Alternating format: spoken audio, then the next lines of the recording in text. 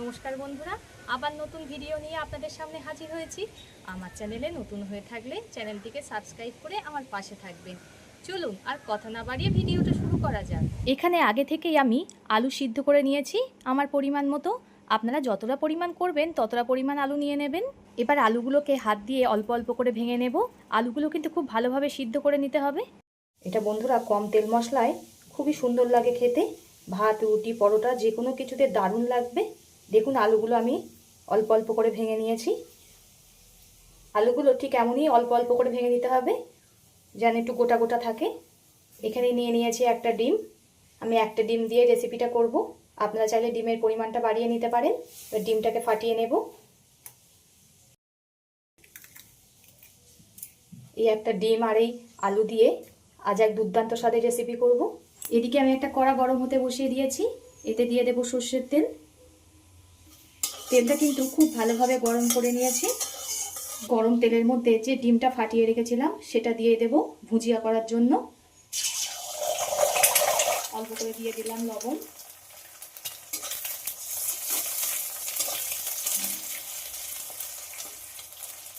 ডিমটাকে একটু ছোট ছোট টুকরে কেটে নেব। ডিমটা ভাজা হয়ে গেছে, একটু ছোট ছোট টুকরে কেটে নিতে হবে।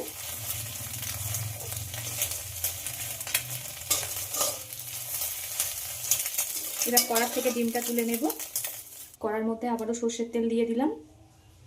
তেলটা খুব ভালোভাবে গরম করে নেওয়ার পরে এতে দিয়ে দিতে হবে অল্প করে কাঁচা জিরে। ফোড়নটা একটু ভাজা ভাজা করে নিতে হবে। এবার দিয়ে দেব একটা বড় সাইজের পেঁয়াজ কুচি।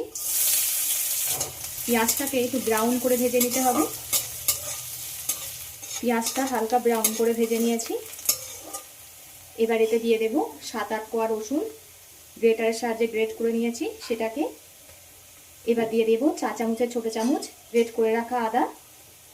আমি কিন্তু এখানে আদা রসুন বাটা ব্যবহার করলাম না, সবটাই গ্রেট করে নিয়েছি।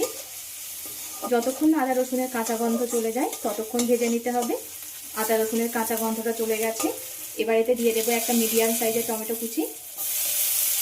অল্প করে লবণ দিয়ে দিলাম। এই লবণটা দেওয়ার ফলে টমেটোটা খুব তাড়াতাড়ি গলে যাবে আর সুন্দর কষে আসবে। যতক্ষণ না টমেটোটা গলে যায় ততক্ষণ একটু কষিয়ে নেব। আমার বন্ধুরা কে কোথা থেকে দেখছেন কমেন্ট করে জানাবেন, তাহলে আমি বুঝতে পারবো আমার বন্ধুরা কোথা থেকে দেখছে। আর আপনারা এত সুন্দর সুন্দর কমেন্ট করেন, আমার পড়তে ভীষণই ভালো লাগে। এভাবে পাশে থেকে সাপোর্ট করার জন্য সকলকে অসংখ্য ধন্যবাদ। টমেটো দেখুন খুব সুন্দর গলে গেছে। এবার এতে দিয়ে দেবো কাঁচা লঙ্কা কুচি। ঝালটা আপনারা স্বাদ মতো দিয়ে দেবেন, যে যেমন ঝাল খেতে পছন্দ করেন। দিয়ে দেবো এই চামচের মাপ করে হাফ চামচ ধনিয়া গুঁড়ো।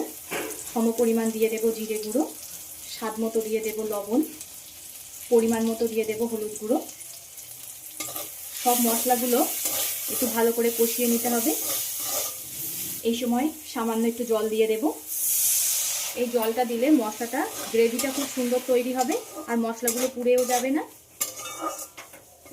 সব মশলাগুলো খুব সুন্দরভাবে কষানো হয়ে গেছে। এবার এতে দিয়ে দেবো যে সিদ্ধ করা আলুগুলো হাত দিয়ে ভেঙে রেখেছিলাম সেগুলোকে। সব কিছুর সঙ্গে আলুটাকেও খুব ভালোভাবে কষিয়ে নেব।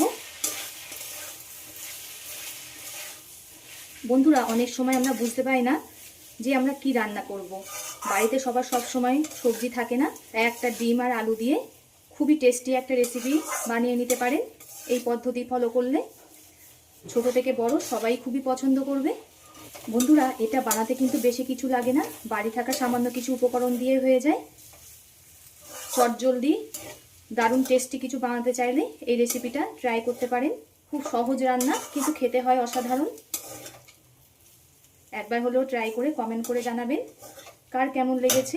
ভাত, রুটি, পরোটা যে কোনো কিছু দিয়েই খুবই ভালো লাগবে। সব মশলার সঙ্গে আলুটাকেও খুব ভালোভাবে কষানো হয়ে গেছে। এবার এতে দিয়ে দেব জল। এটা একটু মাখো মাখো হলে তবেই খেতে বেশি ভালো লাগবে। আপনারা চাইলে কালারের জন্যে কাশ্মীরি গুঁড়ো লঙ্কাও দিতে পারেন। এটা খুব ভালোভাবে ফুটিয়ে নেব। এবার এতে ভেজে রাখা ডিমগুলো দিয়ে দেব। দারুণ একটা গন্ধ বেরাচ্ছে বন্ধুরা। ডিমটা দেওয়ার পরে 5 মিনিট মতো গ্যাসটা লো টু মিডিয়ামে রেখে ফুটিয়ে নিয়েছি। এবার এতে দিয়ে দেব কসৌরি মেথি। আপনারা চাইলে এই কসৌরি মেথির পরিবর্তে ধনিয়া পাতাও ব্যবহার করতে পারেন। এই কাসৌরি মেথিটা খুবই ভালো লাগে দিলে খেতে। আবার একটু ফুটিয়ে নেব।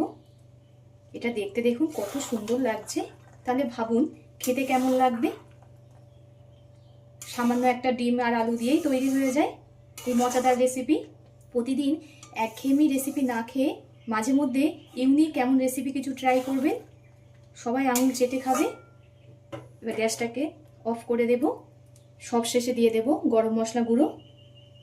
এবার গ্যাসটাকে অফ করে দিয়েছি। গরম মশলা দিয়ে ফোটালে গরম মশলার টেস্টটা নষ্ট হয়ে যায়, ওই জন্য গরম মশলা দেওয়ার পরেই আমি গ্যাসটা নিভিয়ে দিলাম। এবার নামিয়ে নেব। আশা করি এই সিম্পলভাবে তৈরি করা ডিম আলুর রেসিপিটা আপনাদের সকলেরই ভালো লেগেছে। কার কেমন লেগেছে অবশ্যই কিন্তু কমেন্ট করে জানাবেন। আপনাদের কমেন্টের আশায় থাকবো। এতক্ষণ ধৈর্য ধরে ভিডিওটা দেখার জন্য সকলকে অসংখ্য ধন্যবাদ।